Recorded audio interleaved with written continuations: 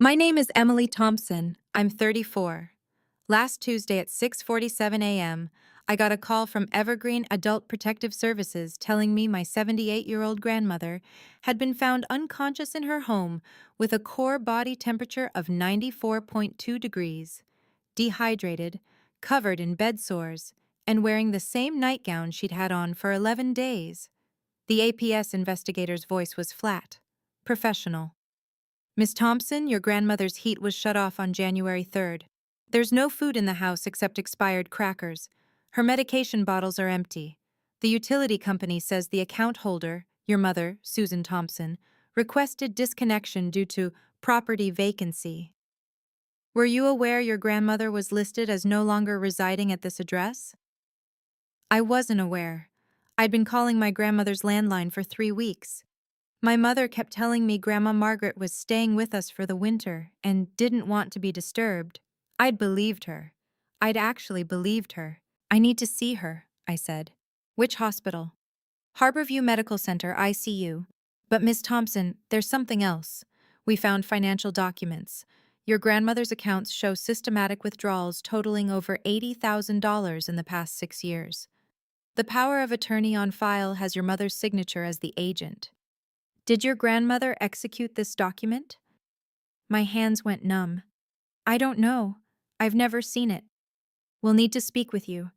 Can you come to our office at 2 p.m. today? I said yes. I drove straight to the hospital. I was still in my scrubs from my night shift at Swedish Medical Center. I'd been awake for 19 hours. None of that mattered. When I walked into the ICU, my mother was already there, standing outside Grandma Margaret's room, talking to a doctor. She saw me, and her face did something I'd seen 1,000 times before. It rearranged itself into concern. Performance concern. Emily, sweetheart, thank God you're here, she said, reaching for me. I stepped back. Where was she? I asked. Where was Grandma for 3 weeks? My mother's hand dropped. She was home, Emily. Where else would she be? The heat was off. A PS said, a PS? My mother's voice sharpened. You called a PS on your own family? I didn't call anyone. They called me. Because Grandma was found unconscious. The doctor cleared his throat. Mrs. Thompson, I need to inform you that we're required to file a report with— We're handling this, my mother interrupted. This is a family matter. Emily, can we talk? Privately? She walked toward the family waiting room. I followed. The door clicked shut behind us. My mother turned. Her face wasn't performing anymore. What exactly did you tell APS? Nothing. I just got the call this morning. Well, you need to tell them this was a misunderstanding. Grandma's been sick, confused. We've been taking care of her. The heat thing was an accident. I thought the auto pay was set up. For 3 weeks? You thought the heat was on for 3 weeks while it was 28 degrees outside? Don't use that tone with me, Emily. You have no idea what we've been dealing with. Your grandmother is expensive. Her medications alone are $400 a month. Brandon needed what? My mother's jaw tightened. Your brother is starting a business, a real business. Not everyone can coast on a nursing salary and judge people. Something hot flared in my chest. Coast? I work 60-hour weeks. I have $47,000 in student loans. What does Brandon's business have to do with Grandma's heat being shut off? Everything is always about money with you, my mother said. Her voice had that edge, that specific edge that meant she was about to say the thing she always said.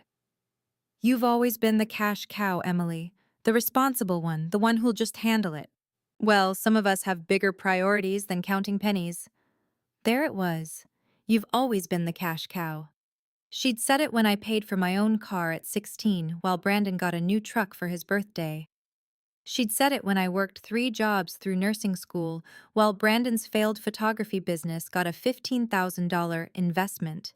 She'd said it last Christmas when I brought a homemade pie and Brandon showed up empty-handed to a standing ovation. I'd never responded before. I always let it go. Swallowed it, smiled. Not today. I want to see the power of attorney, I said. My mother blinked. What? The power of attorney that gives you access to Grandma's accounts. I want to see it.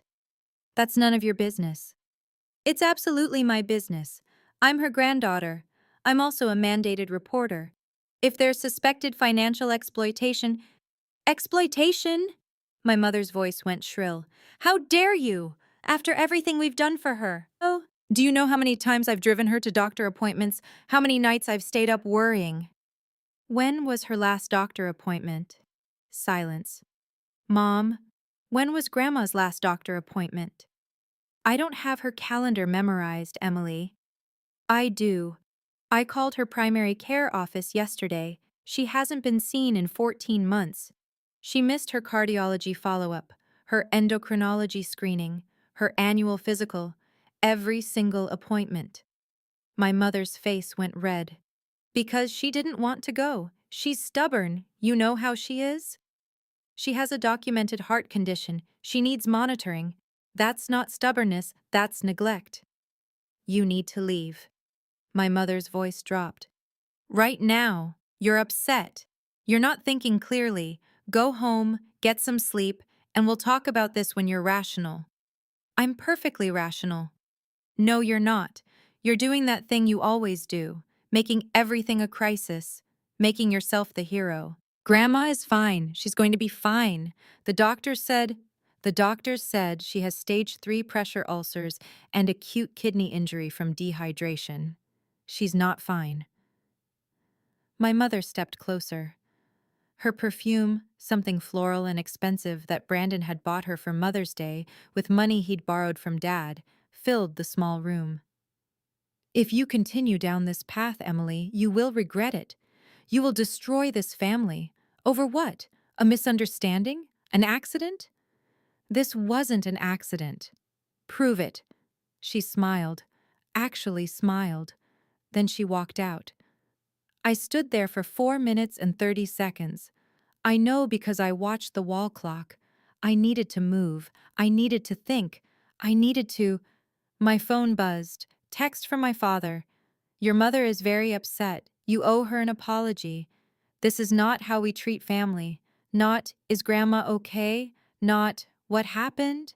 Just apologize. I didn't respond. I went back to the ICU. Grandma Margaret was awake, barely. The nurse was adjusting her IV. I showed my badge, Swedish Medical Center, RN, and asked if I could sit with her. Are you family?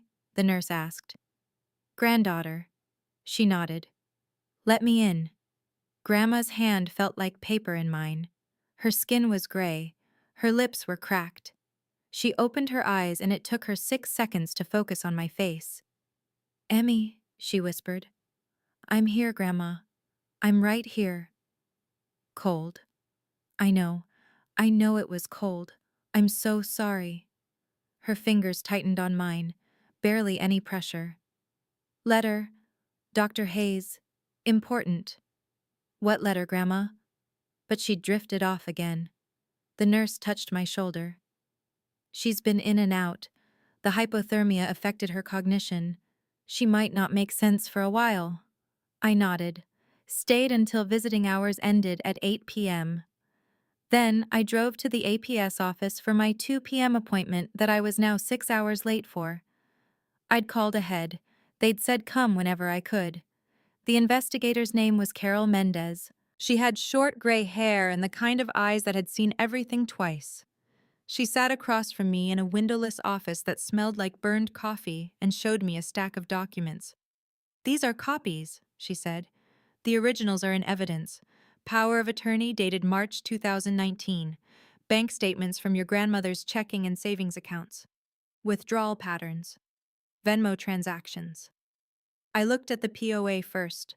My mother's signature. Grandma Margaret's signature. Notary stamp. Everything looked official. When was this notarized? I asked.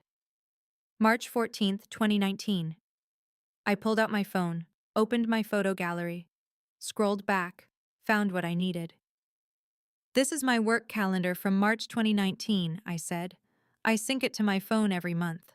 March 14th, 2019, I took Grandma Margaret to the dentist. I documented it because I had to call in sick to my shift. There's the dentist's invoice. Timestamp, 10:30 a.m. appointment. The POA was notarized at 10 a.m. in Bellevue. The dentist is in Tacoma. That's a 45-minute drive minimum. Carol looked at the documents, then at my phone. You're saying your grandmother couldn't have signed this? I'm saying she was with me, not in Bellevue, not signing anything. Carol made a note. Miss Thompson, I need to ask you directly. Do you believe your mother forged this document? I wanted to say no. I wanted to say there was some explanation, some misunderstanding, but I thought about Grandma Margaret lying in the ICU with bed sores and an empty medication bottle on her nightstand. I thought about my mother's face when I asked about the POA. I thought about the words, "You've always been the cash cow." Yes, I said. I believe she forged it. Carol nodded. We'll need your statement and any documentation you have. Employment records, shift logs, anything that can establish your grandmother's whereabouts and condition over the past several years. I have 6 years of documentation, I said. I'm a nurse. I document everything. I did. I'd been documenting Grandma's health since 2018 when I started working in elder care. Every visit, every conversation, every time she mentioned feeling dizzy or forgetting her pills. I'd kept a running log because that's what nurses do. We document. I just never thought I'd be documenting against my own mother. Before I go on, if stories about standing up for yourself mean something to you, please hit like and subscribe, and tell me in the comments where you're watching from right now. And what time is it there? Let me take you back 8 years to the day I decided to become a nurse. I was 26, working retail at a department store, hating every minute. I'd come home to my apartment, a studio above a dry cleaner that smelled perpetually like chemicals, and Grandma Margaret would be sitting on my front steps with a thermos of soup. She did this twice a week, just showed up, never called ahead. She'd say, I made too much, Emmy, help me finish it. Since she hadn't made too much. She'd made it specifically for me. Chicken and rice with extra vegetables because she knew I wasn't eating enough. I was too proud to tell her I was living on ramen and peanut butter. She knew anyway. One night, October I remember because the leaves were turning and the air smelled like wet asphalt, she sat on my couch and said, What do you want to be when you grow up? I laughed. Grandma, I'm 26. So, I'm 70. I still don't know what I want to be. She smiled, sipped her tea. But I know what you'd be good at. What? Helping people who can't help themselves. You notice things, Emmy. You pay attention. That's rare. I didn't know what to say. I'd spent my whole life being invisible. The second child, the spare, the one who didn't get the scholarships or the attention or the new car. Grandma Margaret saw me differently. She always had. You should be a nurse, she said. I'll help you with the tuition. Grandma, I can't take your money. It's not for you. It's for all the people you're going to help. I'm investing in them. She set down her teacup, looked at me with those sharp blue eyes. Promise me something, Emmy. Promise me you'll use your voice, even when it's hard, especially when it's hard. I promised. I meant it. She wrote me a check for $12,000 the next week. It covered my first year at community college. I worked nights at the hospital as a CNA and went to class during the day. I graduated with my RN in 2021. Grandma Margaret was at my pinning ceremony. Front row, she brought flowers, white roses, my favorite. My parents didn't come. Brandon had a gallery opening for his photography business. They went to that instead. Grandma leaned over during the reception and whispered, I'm proud of you, little star. Little star. She'd called me that since I was 5. I'd asked her why once. She said, because even when it's dark, you shine. I hadn't thought about that in years. Not until I was sitting in Carol Mendez's office, signing my statement, realizing that Grandma Margaret had been preparing me for this moment all along. The APS investigation moved fast. Within a week, they'd frozen Grandma's accounts, applied for emergency guardianship, interviewed the neighbors. One neighbor, Mrs. Chen, who lived 2 doors down, told investigators she'd seen my mother and Brandon loading boxes into a U-Haul from Grandma's garage in December. Furniture, silverware, antique picture frames. Mrs. Chen had asked if Grandma was moving. My mother had said, "Just clearing out some junk." The junk was worth an estimated $15,000, gone. Sold, presumably. None of it documented in any estate inventory. Another neighbor reported seeing Grandma sitting on her porch in November wearing a bathrobe and slippers. It was 41 degrees. She'd knocked on the door to check. No one answered. She'd assumed Grandma had gone back inside. She hadn't. The heat had already been shut off. Grandma had been locked out. The investigation uncovered Venmo transactions, hundreds of them. From an account in Grandma's name to an account labeled B. Thompson Business Fund. Amounts ranging from $200 to $2,500. Always with cutesy notes. "Love you, Mom," or "Thanks for believing in me," or "Invest in your grandson's dreams." Except Grandma didn't have Venmo, didn't own a smartphone, could barely work the TV remote. The account had been created using her email, an email address she'd set up in 2015 and used exactly twice.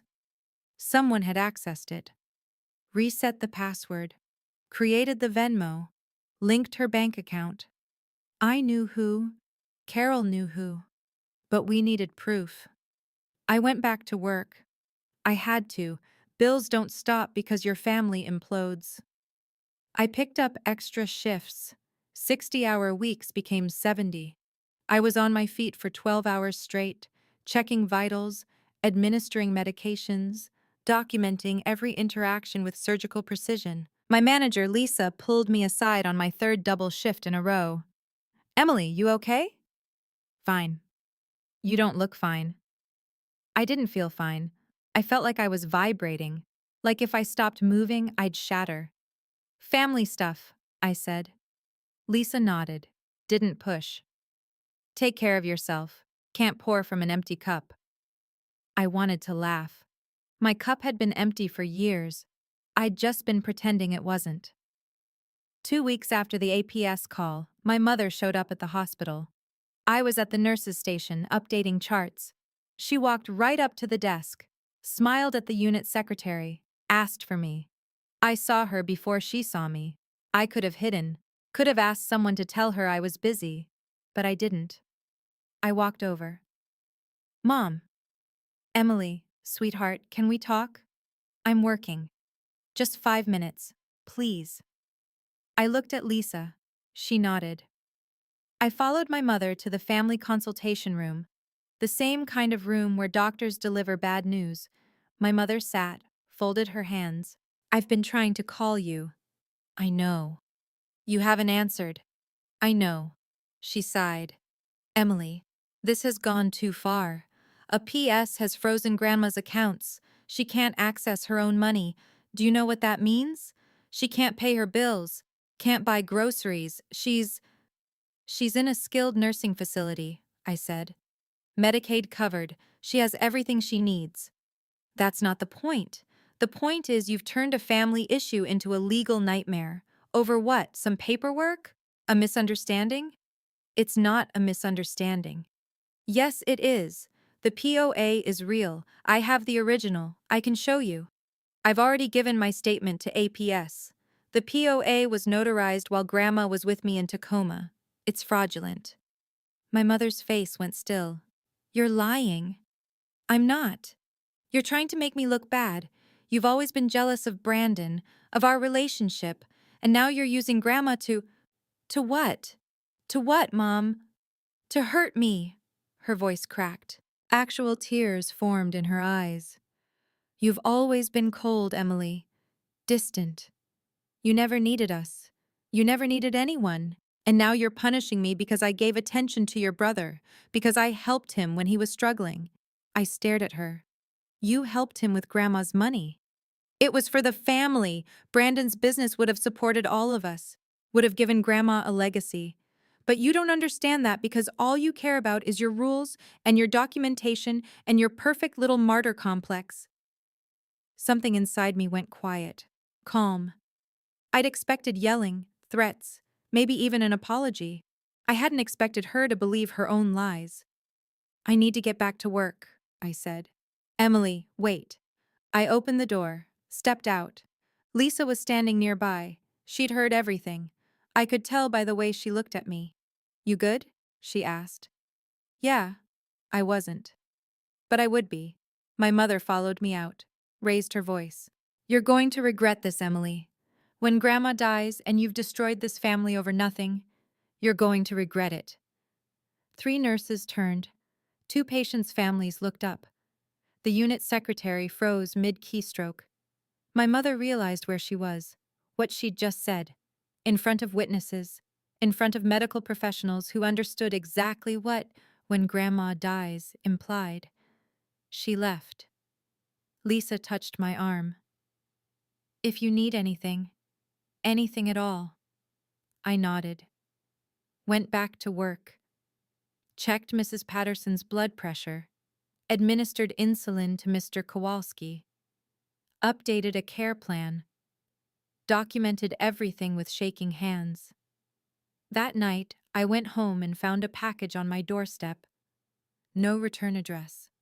Just my name in handwriting I didn't recognize. Inside, a sealed envelope with my name written in Grandma Margaret's handwriting, and a note from someone named Dr. Richard Hayes. Miss Thompson, your grandmother asked me to hold this letter and deliver it to you if anything ever happened to her. She was very specific. Only if something happened, and only to you. I'm a retired neurologist. Margaret was my patient for 15 years. She came to me 3 years ago with concerns about her memory and her family situation. We had many conversations. I've documented some of them in the attached notes. I'm sorry I didn't intervene sooner. Margaret asked me not to. She said she needed to wait for the right time. She said you'd know what to do. The letter is sealed. I haven't read it, but I think you should. If you need anything, my contact information is below. Richard Hayes, M.D. I sat on my kitchen floor, held the envelope.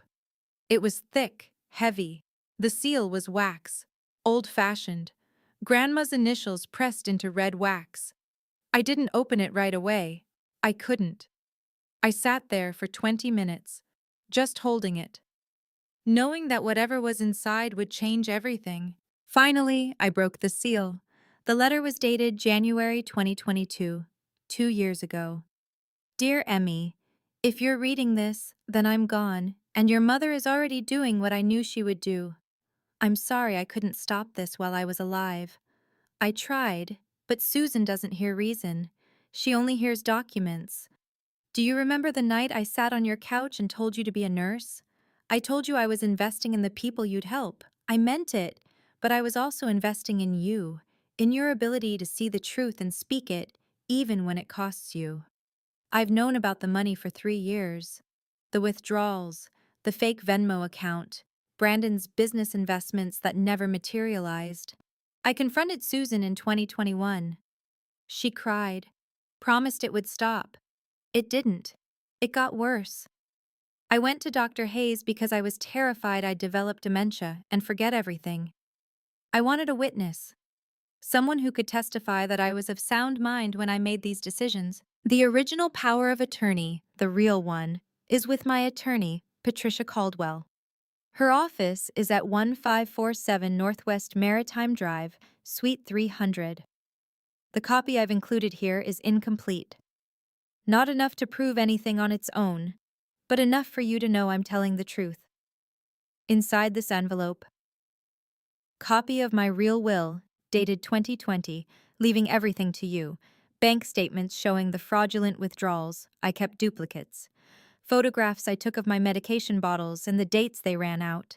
Dr. Hayes' notes from our conversations. A flash drive with emails between Susan and Brandon discussing the inheritance plan. I also set up a trust. Patricia has the details. It's small, $30,000, but it's untouchable. It's for you, for your student loans, for your future, for all the times you paid your own way while everyone else got handouts. Don't show this to anyone except Patricia and APS. Not your father, not even friends who mean well. Wait until the right time. Patricia will know what to do. You are not the cash cow, Emmy. You are the North Star. You've always been the one who could find the way home when everyone else was lost. I love you. I'm sorry I couldn't protect you better. But I know you'll protect yourself. All my love, your Grandma Margaret, little star. I read it 3 times. Then I looked at the documents, the flash drive, the photographs of pill bottles with dates in Grandma's handwriting. Ran out February 3rd. Susan said she'd refill. Didn't. She'd documented everything, for years, knowing exactly what would happen, preparing for the moment when I'd need proof. I cried. Not sad crying, something else. Something that felt like relief and fury and gratitude all mixed together.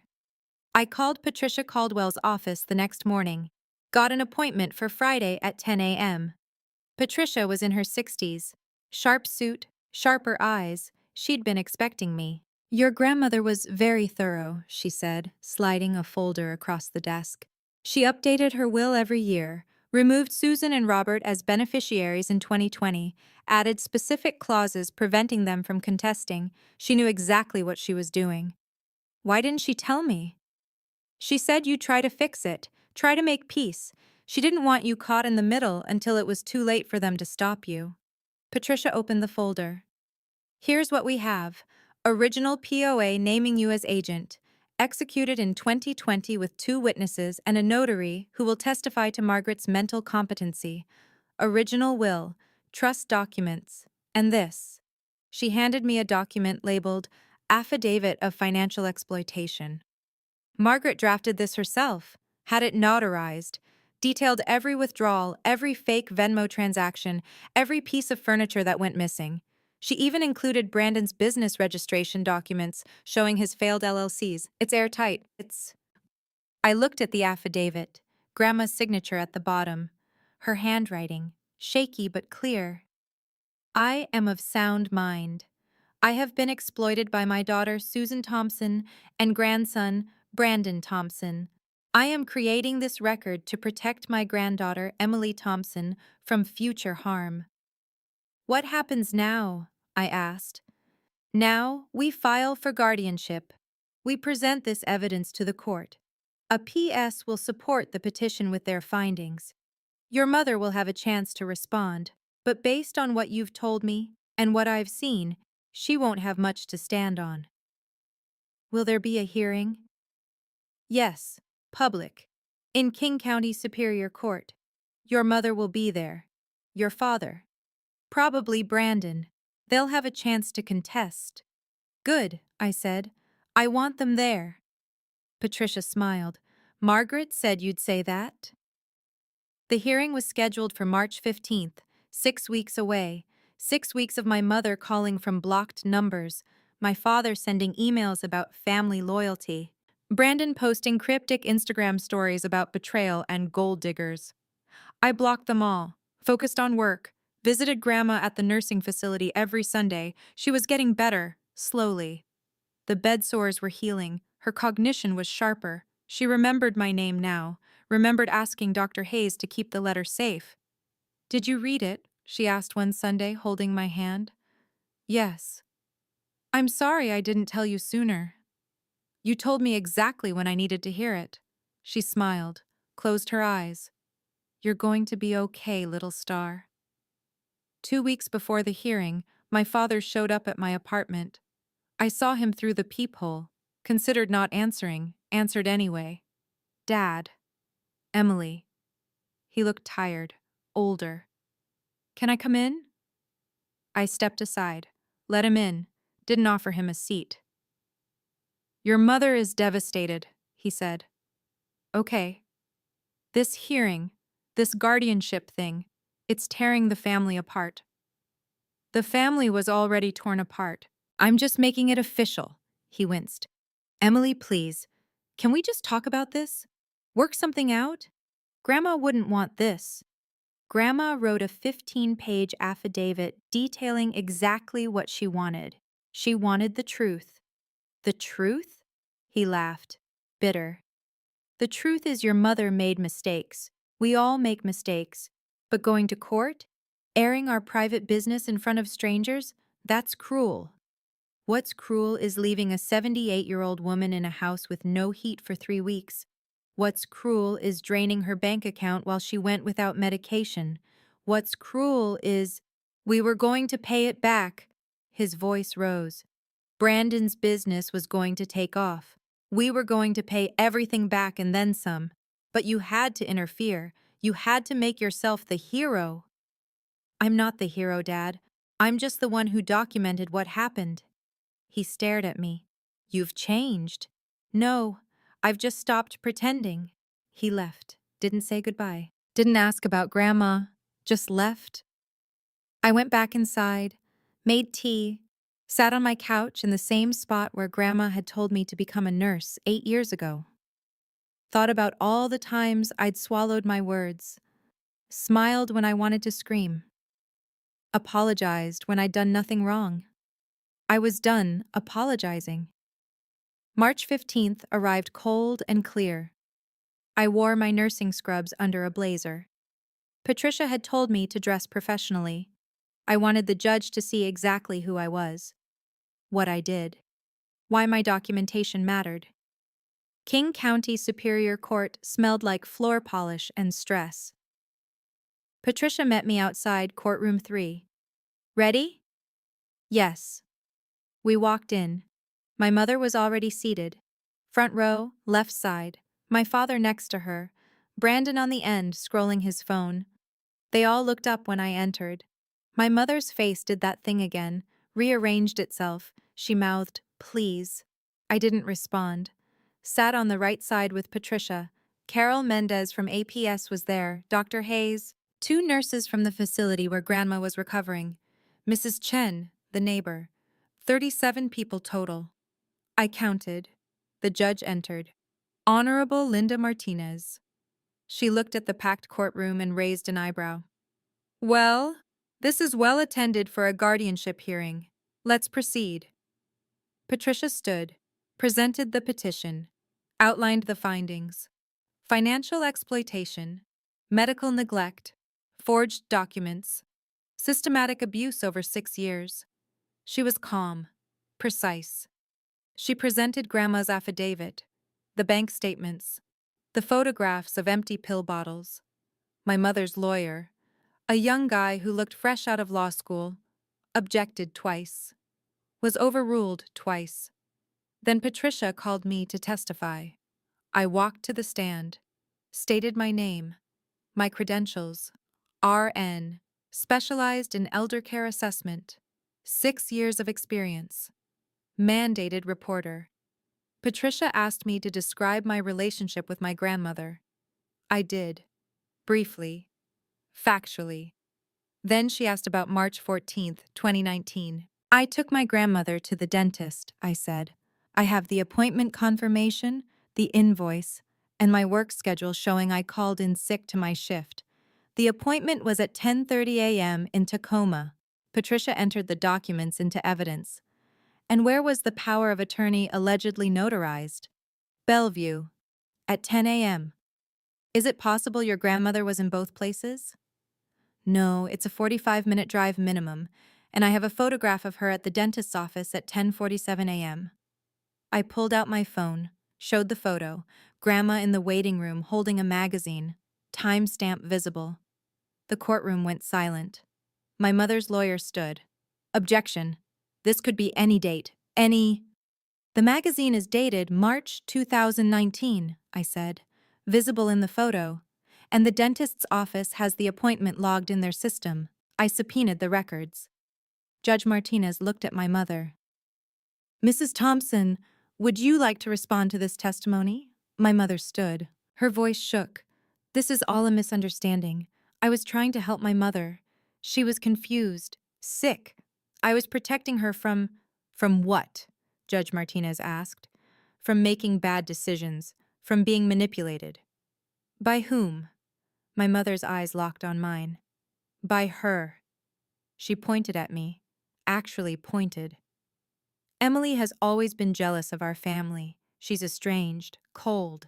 She never visits, never calls, and now she's trying to take advantage of my mother's confusion to— I visit every Sunday, I said. Quiet. Calm. I have sign-in logs from the nursing facility. Dated and time-stamped. Every week for 6 years. Patricia entered those into evidence too. My mother's face crumbled.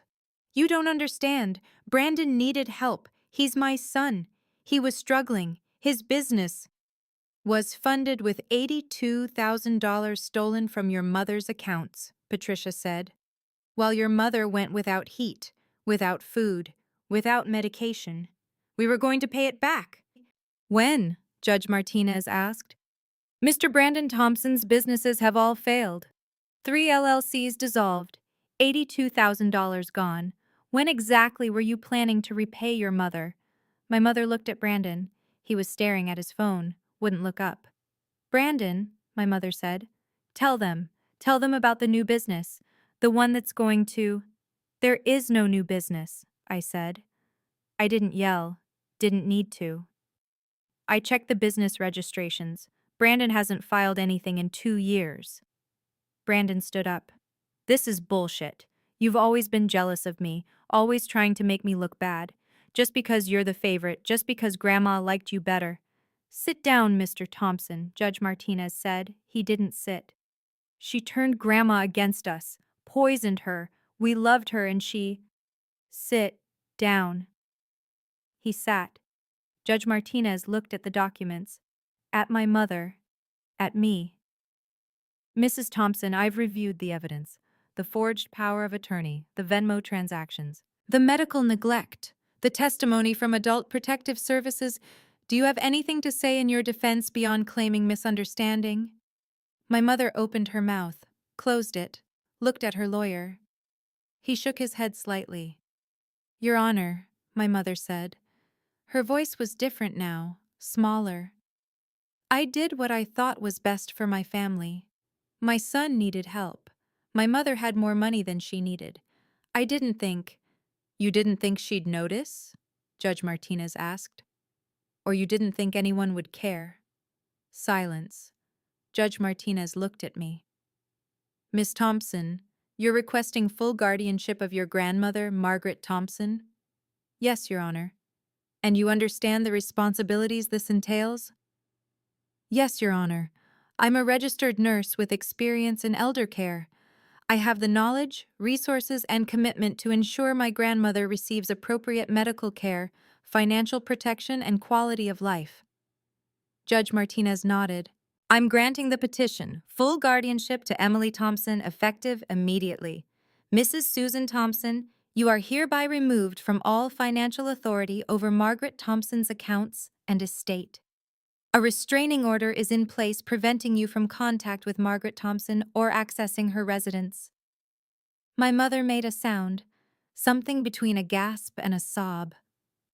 Furthermore, Judge Martinez continued, I'm referring this case to the prosecutor's office for potential criminal charges related to financial exploitation of a vulnerable adult. Court adjourned. The gavel hit. My mother stood, looked at me. Her face was streaked with tears. You've always been the cash cow, Emily, the responsible one. I hope you're happy. You've destroyed your family. I stood, looked at her. I didn't destroy anything. I just stopped covering for you. I walked out. Patricia followed. Carol from APS shook my hand. You did good. Outside, the sun was bright, too bright. I sat on a bench, closed my eyes, felt the warmth on my face. Dr. Hayes sat next to me. Margaret would be proud. I hope so. She is. I know she is. He left. I sat there for another 15 minutes. Then I drove to the nursing facility, went to Grandma's room. She was awake, alert. She smiled when she saw me. How did it go, little star? I told her. Everything. She listened, held my hand. When I finished, she said, "Thank you." For what? For using your voice, even when it was hard. I thought about that promise, the one I'd made 8 years ago on my couch. I'd kept it. 3 months later, Grandma moved into a new assisted living facility. Bright, clean, good staff. I visited twice a week, sometimes more. My mother tried to call, blocked numbers, emails. I didn't respond. My father sent a letter, asked me to consider reconciliation. I didn't respond to that either. Brandon posted something on Instagram about toxic family members and ungrateful siblings. I unfollowed him. The prosecutor filed charges: felony theft, forgery, financial exploitation of a vulnerable adult. My mother hired a new lawyer, better than the first one. Still didn't matter. The evidence was there, documented, undeniable. She pleaded guilty to avoid trial, got probation, community service, restitution order for $82,000 that she'd probably never pay. I didn't go to the sentencing, didn't need to. I used the trust money Grandma had left me to pay off my student loans, all of them. The day I made the final payment, I called her. "I'm debt-free, Grandma," she laughed. "Good. Now you can save for something that matters." "Like what?" "Whatever you want, little star. Whatever you want." 6 months after the hearing, I got a promotion. Charge nurse. Better pay. Better hours. I moved into a bigger apartment. Got a cat. Named her Star. 1 year later, I visited Grandma on what would have been her 81st birthday. Brought her favorite cake, lemon with cream cheese frosting. We sat in her room, ate cake, talked about nothing important. She fell asleep in her chair. I covered her with a blanket, kissed her forehead, left quietly. She died 2 weeks later, peacefully, in her sleep. The facility called me at 6:14 a.m. I'd been expecting it. She'd been ready. The funeral was small. Her friends from church, the nurses from the facility, Dr. Hayes, Patricia, Carol from APS. My mother didn't come. Neither did my father or Brandon. I'd sent the information. They chose not to come. I stood at the graveside and read the letter she'd written me. Out loud. Every word. When I got to, "You are not the cash cow, Emmy. You are the North Star," my voice broke. But I kept reading, because she'd asked me to use my voice, even when it was hard, especially when it was hard. If you're watching this and you've ever had to choose between keeping the peace and telling the truth, type "I chose truth" in the comments. Or if you're still trying to decide, type "I'm still deciding." Both are valid, both are hard. Silence isn't peace. Silence is the price you pay for someone else's comfort. And sometimes the most loving thing you can do is stop paying that price. If this story meant something to you, check the description for more stories just like this one. Thank you for being here. I'm sitting in my apartment now. Star is asleep on the couch. There's a framed photo on my desk. Grandma Margaret at my nursing school graduation, holding white roses. I keep it there to remind me. I was never the cash cow. I was always the North Star. And sometimes that means shining even when everyone else wants you to dim your light.